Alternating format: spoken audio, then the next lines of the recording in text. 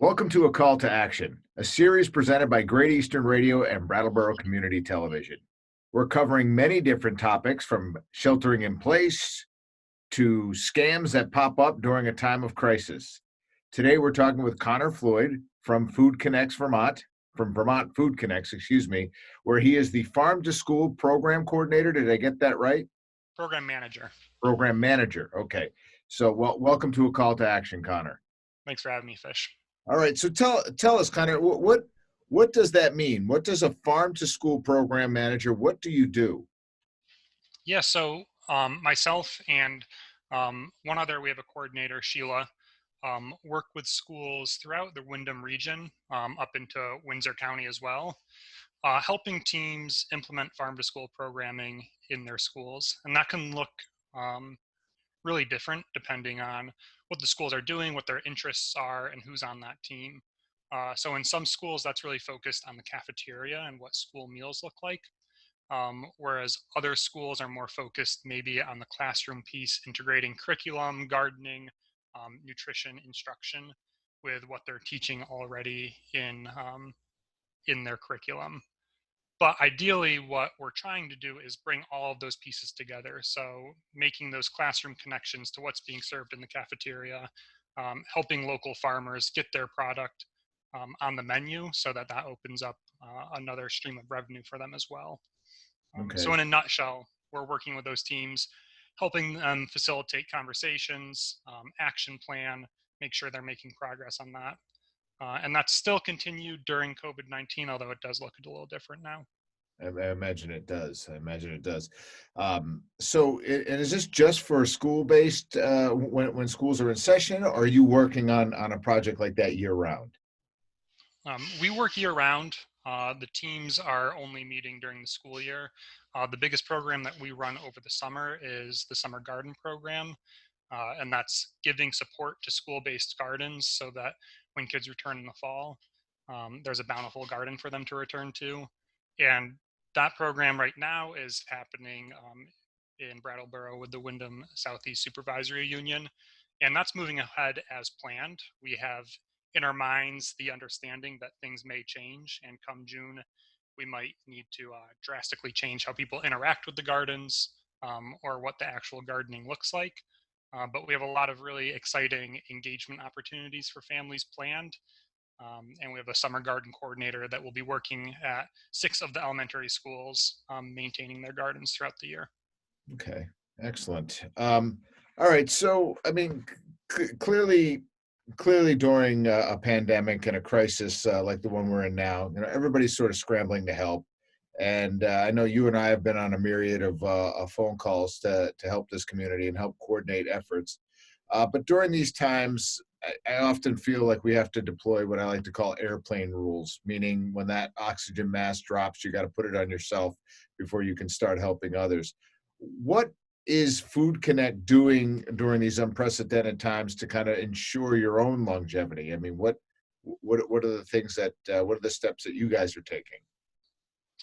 Yeah, so Food Connects really has two major programs. So there's the Farm to School program that we were just talking about, and then the Food Hub, which is a local distributor of food, primarily working with schools, hospitals, co-ops, but there's also some buying clubs, some individual buyers as well.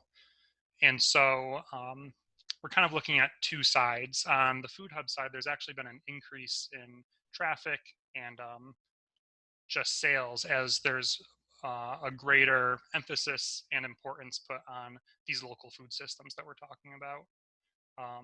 On the farm to school side of things, we're primarily grant funded. It's a mix of both grant funding and then also member school contributions. And so we're just making sure we're continuing to do the work we've always done. We feel that Food Connects has really been laying the groundwork for 10 years now for a situation like this. We weren't planning for this, but that local food systems work, that nutrition education, helping kids to get gardening, and then also helping school meals provide high quality, nutritious meals to everyone. That's all stuff that we've been doing, and we're continuing to do that work now. So this is now if I go back in time a little bit and I can remember what was it the guy's name who was a chef, Jamie Oliver? Is that Hmm. is that right? Yep, Is it who came here. yeah, and so this is the kind of thing that now Food Connects is doing on a kind of for the state of Vermont is just trying to get kids to eat a little healthier, more towards what comes out of the ground as opposed to what comes out of the processing plant. Am I safe to assume that? Yes, yeah. You can call it, real foods, whole foods, local foods.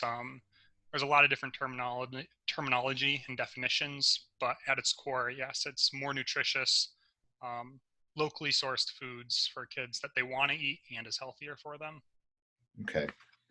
Um, now, I know what you've been doing during this time, which has been a lot, and there's a lot. There's a couple of people during these phone calls, which I referred to earlier, that do a majority of the speaking around the coordinating and the updating, and you're one of them.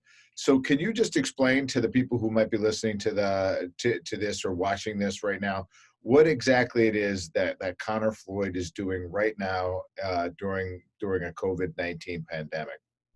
Yeah. So in addition to all of that work with the schools that I was just talking about, we do a lot of coordinating efforts both at the regional and statewide level. So part of the biggest role I've played in the Brattleboro area is both with the Wyndham Region Hunger Council and then also with the Brattleboro response team. And so I've acted as that liaison between the schools who we have all these connections with already, primarily with those food service directors who are coordinating this relief effort for all of these families, and connecting those folks with all the different anti-hunger social service organizations in these communities that are really stepping up right now and looking for ways to help. So that's looked like a few different ways that that's happened is just sharing that lunch information. um, One big messaging piece is that we're encouraging families who do have increased food insecurity situations right now to be using those school meal programs. So every school meal program in the Wyndham region is free.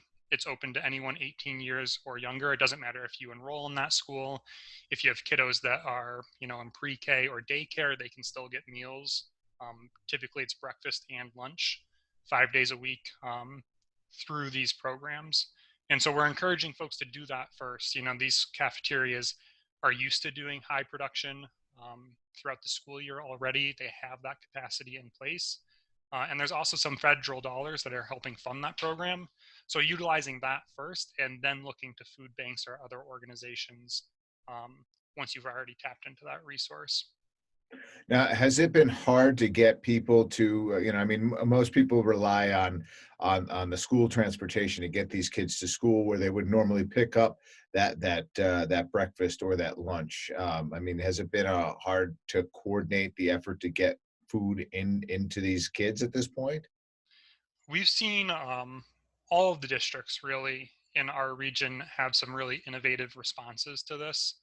And so across the board, it looks like a combination of picking some central meal distribution sites in that community, whether it's the school itself or a fire station or other community centers, but then incorporating that in with some bus routes as well, which if it's not getting the food right to your doorstep, it's at least getting you to the food to a bus stop nearby, which does help relieve that pressure of transportation, figuring out how to get the food, especially those programs that are operating 5 days a week. So that's every day having to go and pick up food. So it has been a challenge, but Wyndham Southeast, for example, is running bus routes in all of the towns, in addition to the meal sites that they run, to just ensure that there is equity of access for these meals. Okay, excellent. What are some of the more innovative things that you've seen coming out of this as far as the ways to get food to these kids? Yeah, I would say one really exciting partnership that Food Connects has kind of helped spearhead, in addition to the food bank and Food Works and the Wyndham Southeast School District, is pooling all of our resources together, figuring out how to work with the food bank and Food Works to get some additional food to families. So the school district identified families who were food insecure or could just benefit from this, from some added relief. And we've been able to order food through FoodWorks, that the school district has delivered on their behalf. So that's helping about 120 additional families get food that goes beyond what the National School Lunch Program is serving. So, in addition to their Friday breakfast and lunch, families are also receiving a box with some shelf stable food to just help them get them through the weekend, until that meal program starts back up. And that's been a really exciting collaboration and has just shown how everyone's coming together. The latest development on that piece is that the town has stepped up with the fire department, recreation and parks, and the Department of Public Works, helping unload those trucks on Wednesday. So it's truly been a community collaboration. Well, that's wonderful to see, and I'm so glad. My next question was, we talk about things in 5-day increments because that is basically how it's set up, and it's the easiest way to do that. But on the weekend, it's nice to see that there are some boxes of, as you call, shelf stable food that is going home to help Saturdays and Sundays. Because I think a lot of people are hurting right now, and I think a lot of people are scared, and a lot of people are furloughed or have lost their jobs. And yes, there are things that are put into place to help these people, but as we know, that those systems have been greatly taxed. So it's nice to see that you're doing your part and people are doing their parts to kind of help fill the gap. Now, how many? And oh, Go ahead. one other thing. So I can say that there have been some USDA waivers to allow districts to be serving, um, whether it's weekend meals or figuring out how to get a third either afternoon snack or dinner on the menu as well. And I know that a lot of districts are looking into that. Wyndham Northeast Supervisory Union right now is serving um, weekend meals. And if there is a family that has transportation abilities, um, but does need that additional support, they could sign up for Friday meals. They just need to make sure they're using that form, and they would have to go to one of the Wyndham Northeast meal sites. But then the big question is, once you get approval from the federal government to be serving weekend meals, for example, is kitchen capacity, because the food bank, all of these organizations are really being stretched thin, and the school meal programs and the staff that are still going in every single day to prepare these meals, they're also definitely being, pushed to what they're usually doing. They're serving a lot more meals. There's just a lot more participation in the program right now, and so they're doing their best, and there may be possibilities of that in the future if folks are looking into it. But one of those factors as well is just the staff capacity to be able to do something like that. Sure. Sure. Now, how many schools did you say you were working with overall? Do you have a count on that? We work very closely with, I would say, four school districts or supervisory unions, and quite a few schools within each of those. And then beyond that, I'll be in contact with Wyndham Southwest, or Marlboro School, or kind of more of the further reaching school districts. I'll have some communication with, again, like helping them either find resources or get the word out on something. Zach from the food bank and I helped the Floodbrook School, over in the Londonderry area, just gather some resources on some local food banks that were offering services during this time. But really, we do a lot of work with Wyndham Southeast, Wyndham Central, Wyndham Northeast, and then Springfield as well up in Windsor. Okay. All right. So your organization is a nonprofit, and it's large part it relies on a lot of grants. And I know that when I popped up your website, there was a donate button there because I'm sure that your taxes, your resources are probably thinning out a little bit. You guys are, I think that this kind of activity, even though it seems nice to be working from home, is somewhat taxing to the organization themselves. How can people help you and your organization, Food Connects, right now? Are there things that we can be doing right now that would help you? Yeah, so I don't know. I'm not sure when this video is going to go live, but we have actually a funding campaign that is wrapping up this Friday. Okay. um, to help kind of increase infrastructure abilities for our food hub to be able to be serving more or delivering more local food, and also just enabling more farmers to get on board and Okay. have easier access to those markets. If this goes live beforehand, we can include a link in the video Yep. um, to be able to donate there. Beyond that, we're always accepting donations. That helps. Um, and then also, when all of this is over, just that increased importance and value to both school meal programs and then also farm to school programs within schools. We've seen schools that have a really close knit team that has strong communication between food service directors, principals, and teachers be able to respond really quickly to this. And just that team is another layer of support for all of this. And so, folks listening, that's going to school board meetings and talking about the importance of this. Wanting to see healthier food on the menus, more support for food service directors and their staff, and more robust farm to school programming in these schools are all ways that you can help Food Connects. You can help this movement beyond donating. Donating is always great, but then also that in-person support. Going in person and speaking for 2 minutes really has a big impact, especially if you're able to get a group of parents who want to see a change in a school happen. That can happen pretty quickly. Right. So let me ask you this question, because here's something, and I want to. It speaks to the point you were just making.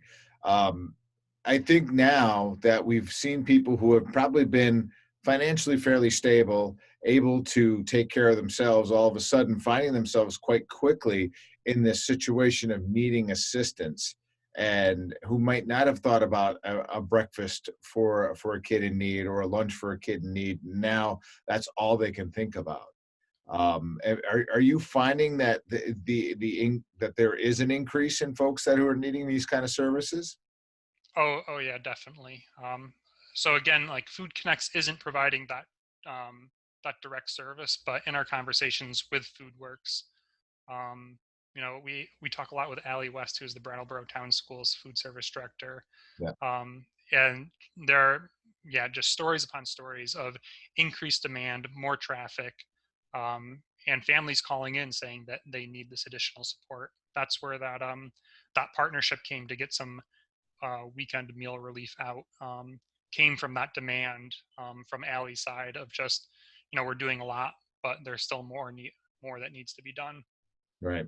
Well, and I wanted to bring that up because I think that this is really a time where if you're watching this video or listening to this podcast, that you understand how important the work is, like that Allie does, and that you're doing, and that the folks at Groundworks Collaborative / Foodworks is doing. So when things do return back to normal, maybe it's my own personal plea. I won't put words in your mouth, but it would be my own personal plea to you to not forget what was done now, and pay that forward when you're in a position.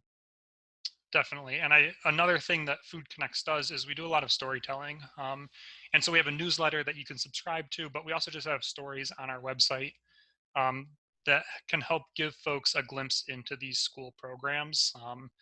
Maybe you're a parent, but you haven't had school lunch since you were in high school, or you don't have any kids, but you know the resource that these schools are playing. Um, we write stories with interviews with these folks, eating lunch with teachers and classes, just looking at the internal mechanics of how this all happened. What was the perspective of staff on the ground as they've had to completely shift their programs to respond to this community need.